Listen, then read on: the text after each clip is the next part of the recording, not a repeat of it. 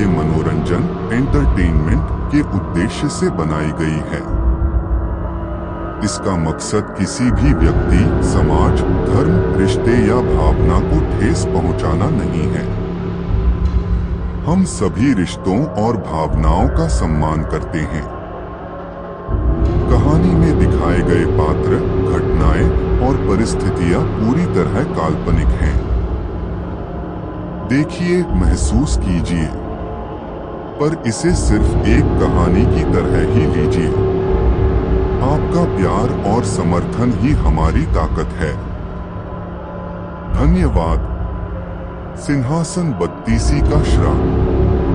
उज्जैन की पवित्र नगरी, जहां कभी महान सम्राट राजा विक्रमादित्य का राज था, आज भी अपने खंडहरों में अनगिनत रहस्य छुपाए बैठी है।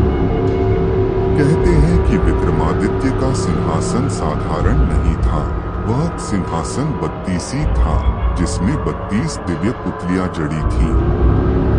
हर पुतली में एक आत्मा बसती थी, जो राजा के न्याय, पराक्रम और धर्म की गवाह थी। किंतु समय बीतने के साथ वह सिंहासन धरती में दफन हो गया, और उसके साथ दफन हो गईं वे कहानियां, जो सुनने वाले के दिल में भय और श्रद्धा दोनों जगा देती थीं।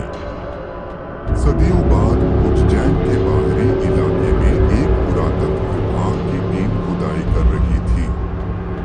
टीम का नेतृत्व युवा और जिज्ञासु अधिकारी आरव कर रहा था। उसे प्राचीन ग्रंथों में सिंहासन 32 का उल्लेख मिला था।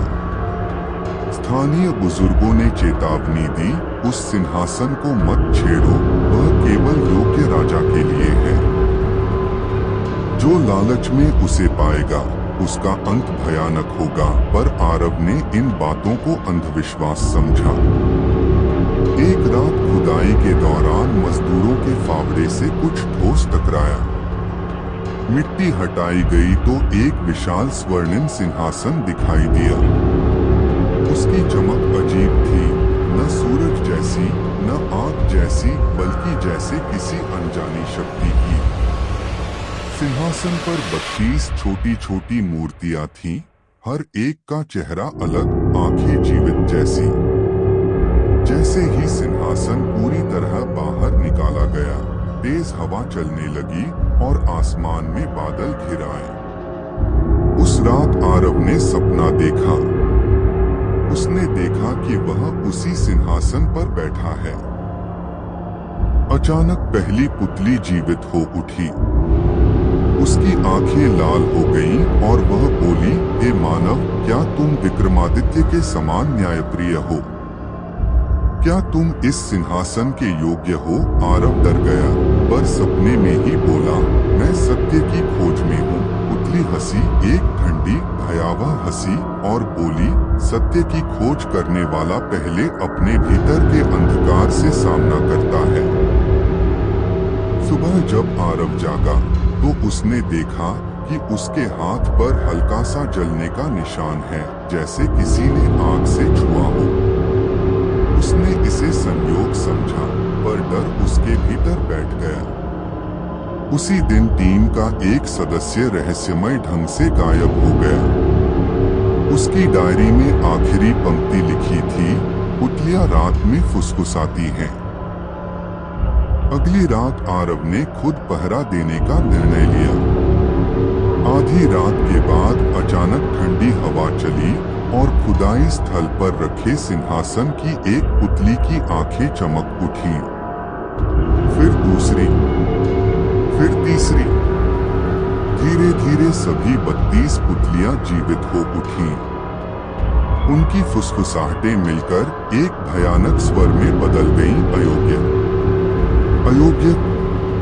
आरव ने देखा कि सिंहासन के चारों ओर धुंध फैल गई है।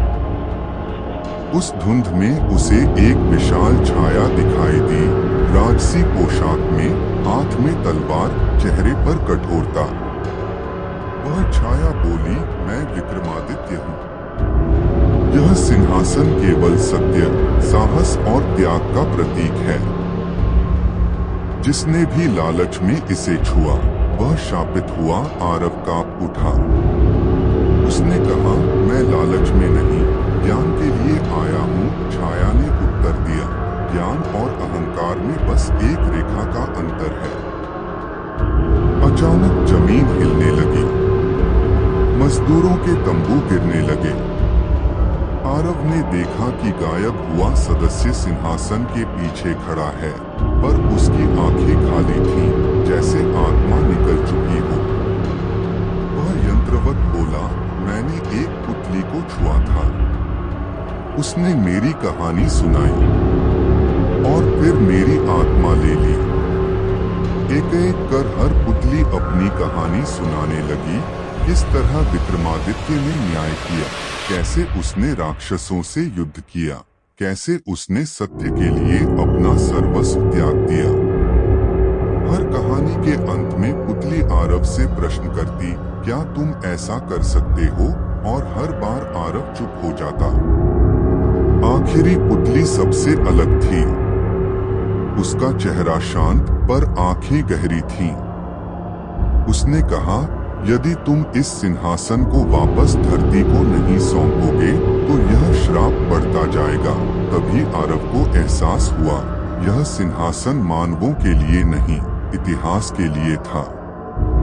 इसे छेड़ना प्रकृति के संतुलन को बिगाड़ना था। सुबह होते होते खुदाई स्थल पर केवल आरव बचा था। बाकी सब लोग या तो भाग चुके थे या लापता थे। आरव ने भारी मन से आदेश दिया कि सिंहासन को वापस उसी गहराई में दफना दिया जाए जहां से वह निकला था। जैसे ही अंतिम परत मिट्टी की डाली गई, हवा शांत हो गई, आसमान साफ हो गया। पर कहानी यहीं खत्म नहीं हुई। कुछ दिनों बाद आरव अपने घर लौटा। रात को जब वह सोया तो उसने फिर वही फुसफुसाहट सुनी, अयोग्य। उसने आंखें खोली तो देखा कि उसके कमरे के कोने में एक छोटी सी स्वर्णिम पुतली रखी है, वही आखिरी पुतली। उसकी आंखें चमक रही थीं। वह बोली, तुमने सही निर्णय लिया, पर परीक्षा अभी बाकी है। उस दिन के बाद से आरव की जिंदगी बदल गई। जहां भी अन्याय होता, उसे वह फुसफुसाहट सुनाई देती, जैसे पुतली उसे याद दिलाती हो कि सिंहासन केवल राजसत्ता नहीं, बल्कि जिम्मेदारी का प्रतीक है।